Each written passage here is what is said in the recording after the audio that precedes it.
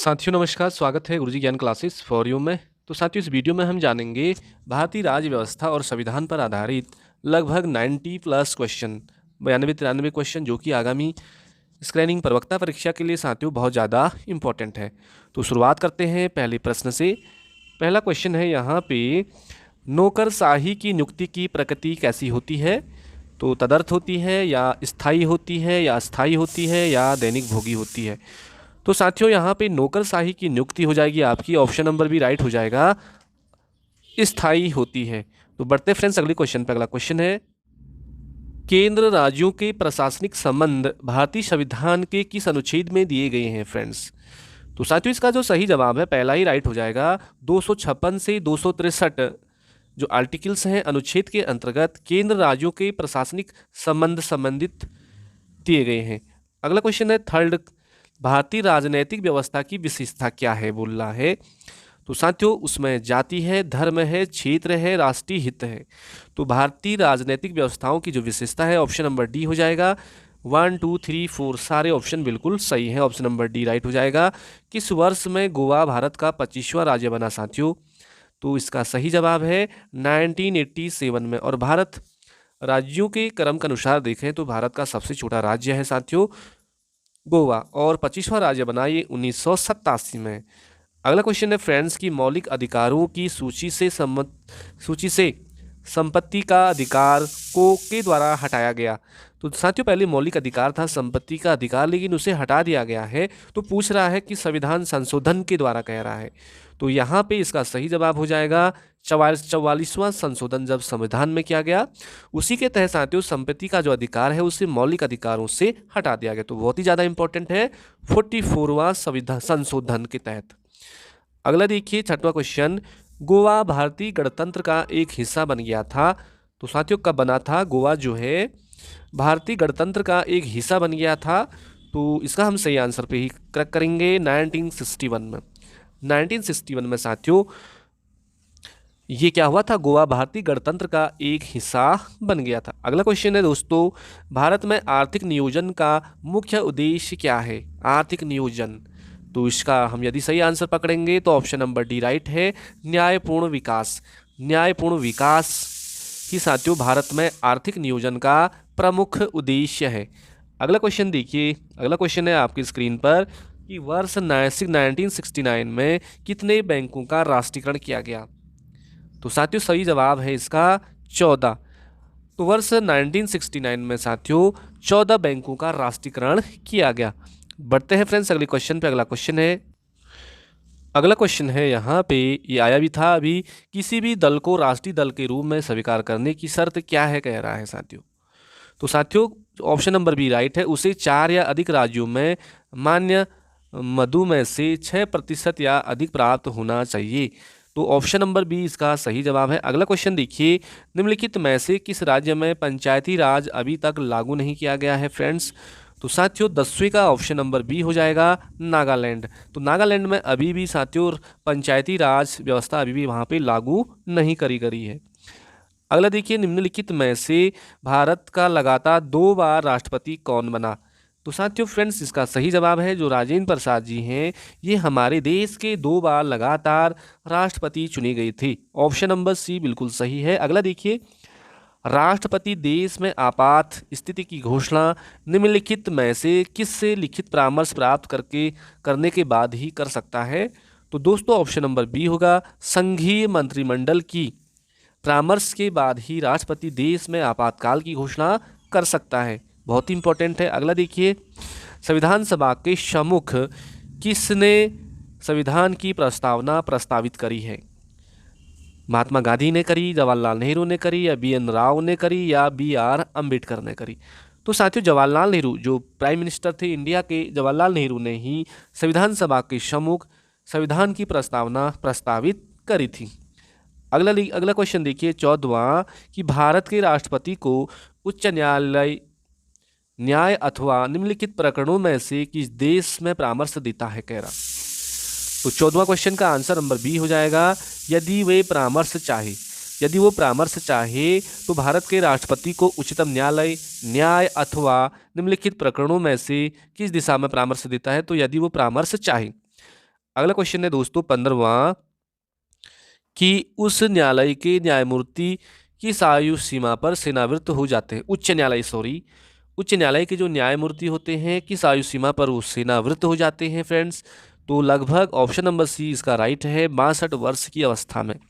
62 वर्ष होते ही साथियों उच्च न्यायालय के जो न्यायमूर्ति हैं वो सेवानिवृत्त हो जाते हैं। अगला 16 क्वेश्चन देखिए, स्थानीय स्वामी स्थानीय क्या है स्थानीय एमपी तथा एमएलए गण निम्नलिखित में से किसके पदेन सदस्य होते हैं। एमपी हो गया या एमएलए, ये किसके वो सदस्य होते हैं साथियों। तो ये होते हैं आपके जिला परिषद के होते हैं। अगला देखिए दोस्तों 17वां क्वेश्चन, मौलिक अधिकारों पर निम्नलिखित में से किसके द्वारा प्रतिबंध लगाए जा सकते हैं। मौलिक अधिकारों पर साथियों ये इस ऑप्शन नंबर सी बिल्कुल सही है, राष्ट्रपति के द्वारा मौलिक अधिकारों पर प्रतिबंध लगाए जा सकते हैं। अगला क्वेश्चन देखिए 18वां, निम्नलिखित में से कौन भारतीय संविधान में संयुक्त सूची में रखा गया है। संयुक्त सूची में रखा गया है दोस्तों हमारे भारतीय संविधान में। तो 18वां का आंसर आपको चेक करना है। तो पहला ही राइट है कि जनसंख्या नियंत्रण तथा परिवार नियोजन, इसे संयुक्त सूची में रखा गया है भारतीय संविधान में, जनसंख्या नियंत्रण तथा परिवार नियोजन। अगला क्वेश्चन देखिए दोस्तों, निम्नलिखित में से किस क्षेत्र में स्थानीय निकायों पर राज्य सरकार का कोई नियंत्रण नहीं होता है। स्थानीय जो निकाय पर साथियों राज्य सरकार का कोई नियंत्रण नहीं होता है। तो इसका सही जवाब है नागरिकों की जो शिकायतें हैं, स्थानीय निकायों पर जो नागरिकों की जो शिकायतें हैं साथियों वहाँ पे राज्य सरकार का कोई नियंत्रण नहीं होता है। 20वां क्वेश्चन देखिए, भारत के संविधान में मौलिक अधिकार का इसका आंसर क्या आएगा साथियों। मूल संविधान के हिस्से थे। पहला ही राइट हो जाएगा कि मूल संविधान का हिस्सा था मौलिक अधिकार। नेक्स्ट क्वेश्चन देखिए 21 का, कह रहा निम्नलिखित में से वह कौन सी रिट है जो न्यायालयों निगमों सरकारी कर्मचारियों या व्यक्तियों को उनके द्वारा लोक कर्तव्य निष्पादित किए जाने का निर्देश देते हुए जारी की जाती है। उस रिट का नाम बताना है साथियों, ये पूछा गया क्वेश्चन है। तो यह है परमादेश रिट हो जाएगा, परमादेश रिट के तहत। अगला देखिए 22वां क्वेश्चन इंपॉर्टेंट, कि लोकप्रिय प्रभुसत्ता का समर्थन किया था। किसने किया था देखिए इंपॉर्टेंट है फ्रेंड्स।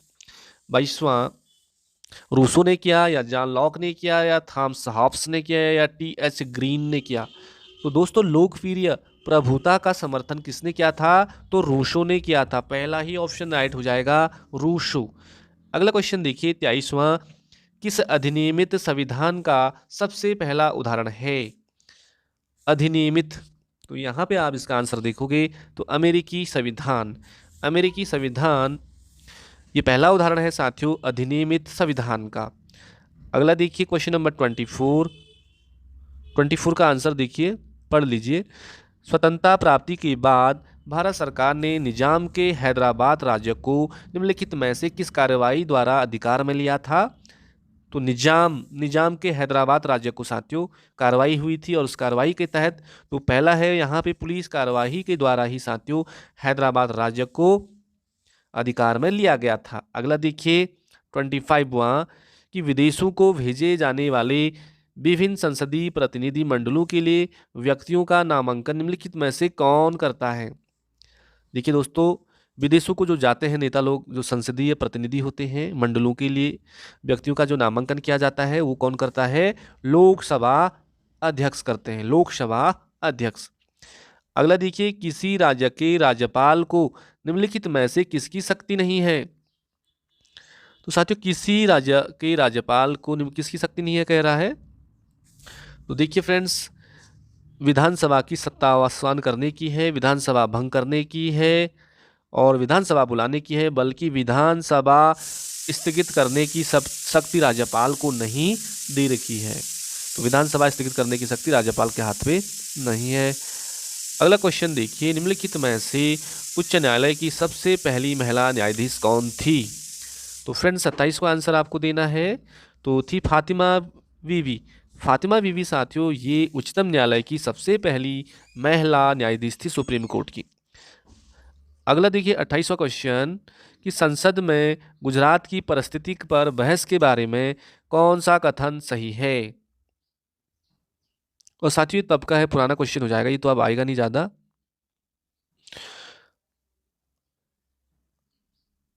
अगला क्वेश्चन देखते हैं। निम्नलिखित में से किस पर चर्चा के लिए लोकसभा तथा राज्यसभा की संयुक्त बैठक बुलाई गई थी? 30वां का आंसर देखेंगे पोटा। ये पहला ऑप्शन है पोटा। पोटा, अब पोटा क्या है इसके बारे में जानना पड़ेगा। पोटा पर चर्चा के लिए लोकसभा तथा राज्यसभा की संयुक्त बैठक बुलाई गई थी। अगला क्वेश्चन देखिए फ्रेंड्स, 6 वर्षों की बातचीत के बाद निम्नलिखित में से कौन से यूरोपीय देश के साथ भारत ने प्रत्यर्पण संधि पर हस्ताक्षर किए थे? दोस्तों आ सकता है कि ये प्रत्यारोपण पर संधि पर हस्ताक्षर भारत ने किस देश के साथ किए हैं? साथियों इसका सही जवाब हो जाएगा 31 का ऑप्शन नंबर डी, इनमें से कोई नहीं है। यूनाइटेड किंगडम नहीं है, जर्मनी नहीं है, पुर्तगाल नहीं है। तो कौन सा है, इसको आपको कमेंट करना है। अगला देखिए, सुप्रीम कोर्ट के अनुसार किसी भी लोकसभा विधानसभा के सदस्य को अपने बारे में किन किन बातों की जानकारी होनी चाहिए?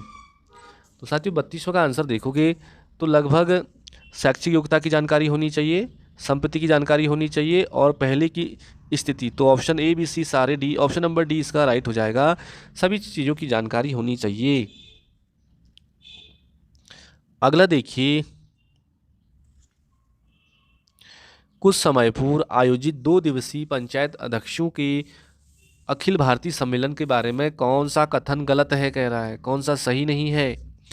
तो साथियों इसका सही जवाब देखेंगे हम, तो ऑप्शन नंबर जो ऑप्शन ए, अप्रैल 2002 में यह सम्मेलन भुवनेश्वर में आयोजित किया गया, ये भी गलत है।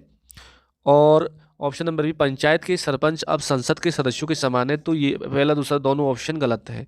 तो इसका सही जवाब ऑप्शन नंबर सी हो जाएगा, ए और बी दोनों गलत है।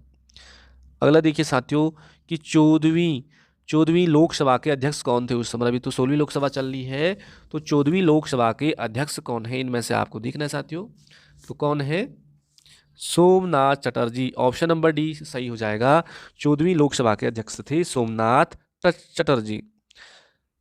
अगला देखिए दोस्तों, भारतीय संविधान की 8वीं अनुसूची में कितनी भाषाएं हैं? कितनी भाषाएं हैं साथियों? तो 22 भाषाएं हैं। अगला क्वेश्चन देखिए कि भारत के राष्ट्रीय झंडे का हरा रंग किसका प्रतीक है? हरा रंग कह रहा है राष्ट्रीय झंडे का, तो ये है साथियों समृद्धि। समृद्धि ऑप्शन नंबर डी हो जाएगा, समृद्धि का प्रतीक है हरा रंग। अगला इंपॉर्टेंट क्वेश्चन है कि उपभोक्ता संरक्षण अधिनियम कब पारित किया गया? तो साथियों इसका सही जवाब है 1986 में, 1986 में ही उपभोक्ता संरक्षण अधिनियम पारित किया गया। अगला क्वेश्चन देखिए 38वां कि भारत एक जनतंत्र या रिपब्लिक है, क्योंकि दोस्तों, क्योंकि क्या हो जाएगा इसका आंसर कि भारत राज्य का प्रमुख एक निश्चित अवधि के लिए चुना जाता है। तो ऑप्शन नंबर सी इसका बिल्कुल सही जवाब हो जाएगा। अगला देखिए 39वां, भारत के राष्ट्रपति द्वारा जारी किए गए अध्यादेश की अवधि कितनी होती है? तो साथियों अध्यादेश राष्ट्रपति ही जारी करता है, लेकिन उसकी अवधि कितनी होती है? तो संसद की पुनर्बैठक के 6 सप्ताह के अंतर्गत, तो संसद की पुनर्बैठक के 6 सप्ताह के अंतर्गत तक राष्ट्रपति द्वारा अध्यादेश जारी किया जाता है। अगला देखिए 40वां, सिक्किम भारतीय संघ का अंग कब बना? देखिए साथियों सिक्किम भारतीय संघ का अंग कब बना? गोवा तो बना 1961 में, और सिक्किम कब बना? सिक्किम बना साथियों आपका इसका सही जवाब है 1975। पहला ऑप्शन राइट है कि 1975 में ही सिक्किम भारतीय संघ का अंग बन गया था। अगला क्वेश्चन है साथियों इंपॉर्टेंट की सूची फर्स्ट और सूची मिलान करना है।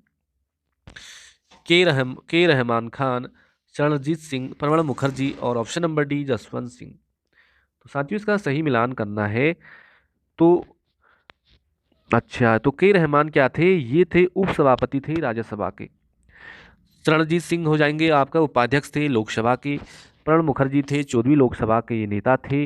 जसवंत सिंह हो जाएगा आपका राज्यसभा के विपक्ष के नेता थे। ये क्वेश्चन थोड़ी पुराना हो गया, अब आने की संभावना नहीं।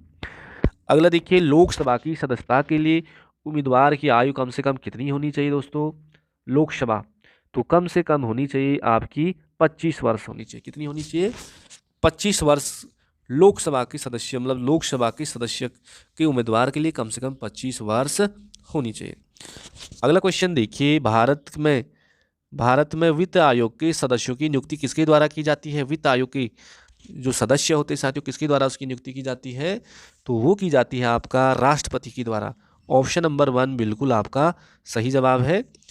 अगला देखिए, पांडिचेरी को भारतीय संघ में कब सम्मिलित किया गया?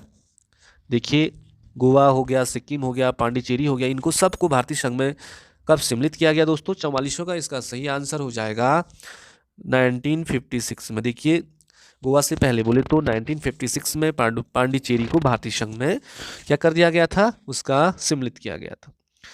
अगला देखिए 45वां, लाहौर घोषणा का संबंध किससे है? लाहौर कह रहा साथियों। तो यहाँ पे ऑप्शन पढ़ेंगे तो ऑप्शन नंबर बी राइट हो जाएगा।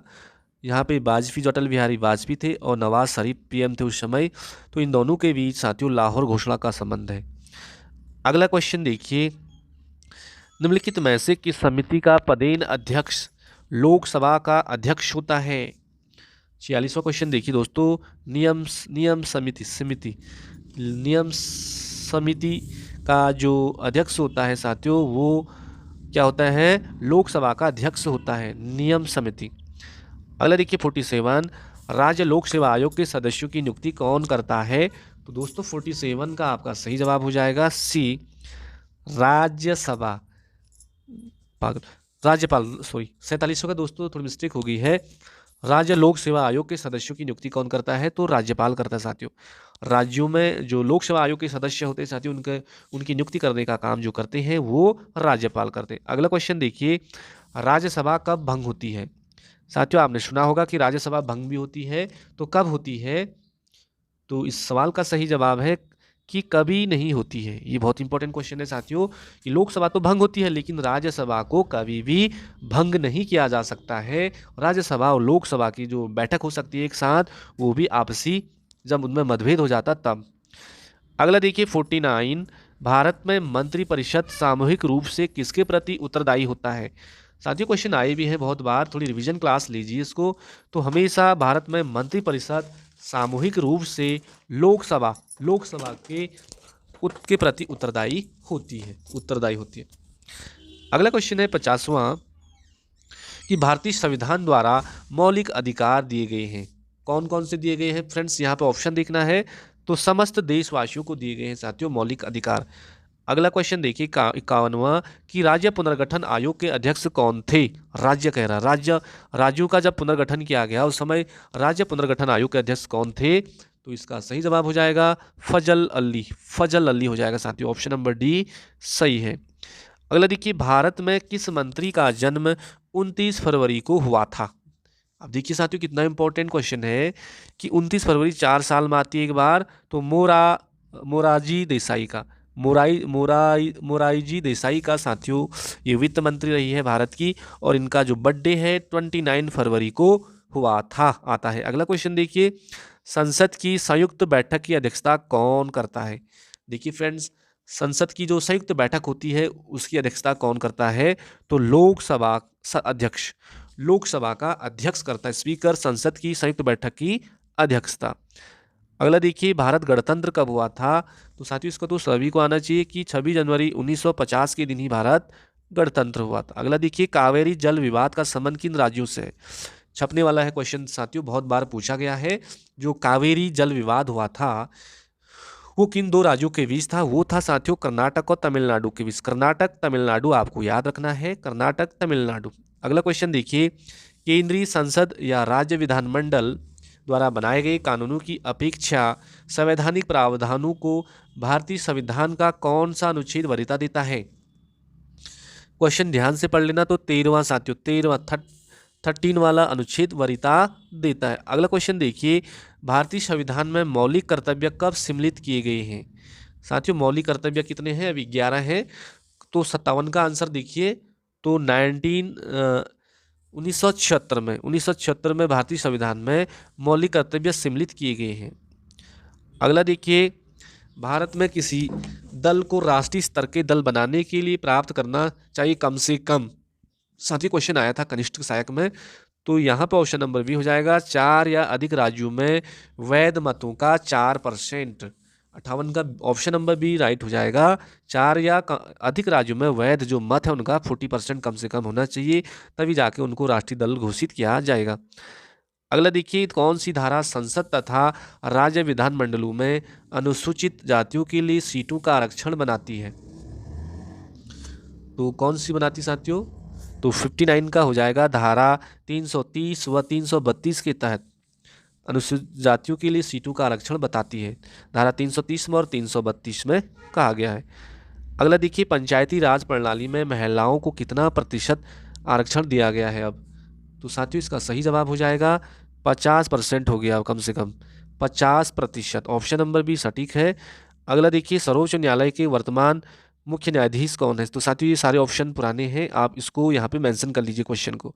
भारत के वित्त मंत्री कौन है? तो ये निर्मला सीतारमण है, लेकिन ये क्वेश्चन भी आपका पुराना है, इस तरह से क्वेश्चन बन सकते हैं। भारत की पहली महिला राष्ट्रपति कौन थी? तो ये तो ठीक ठाक क्वेश्चन है साथियों।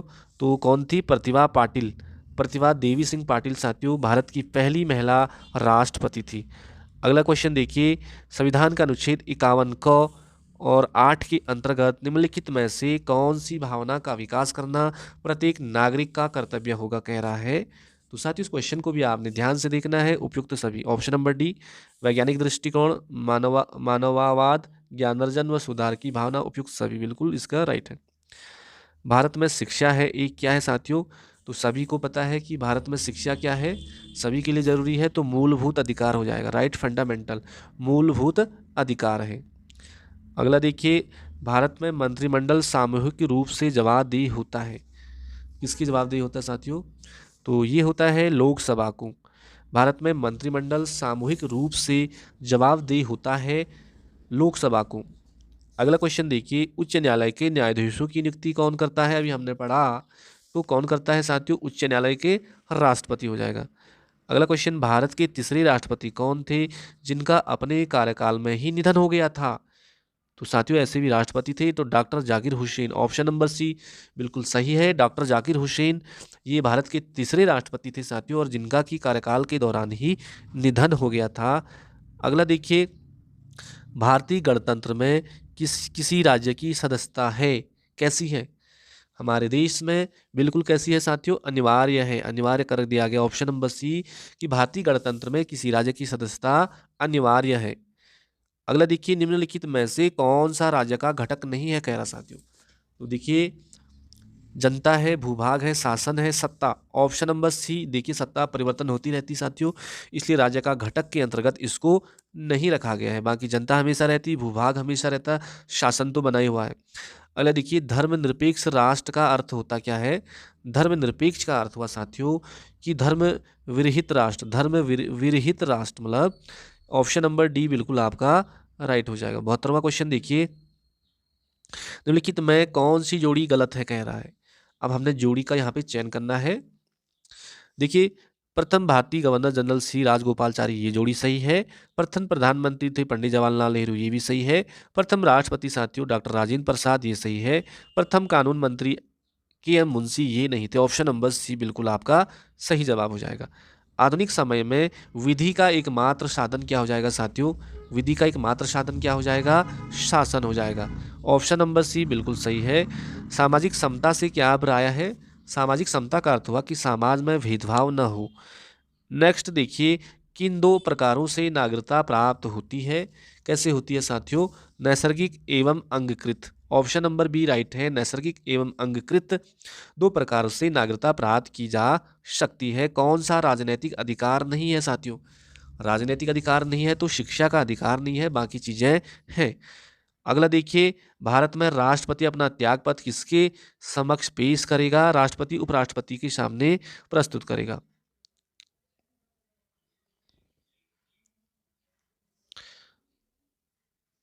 अगला क्वेश्चन देखिए साथियों,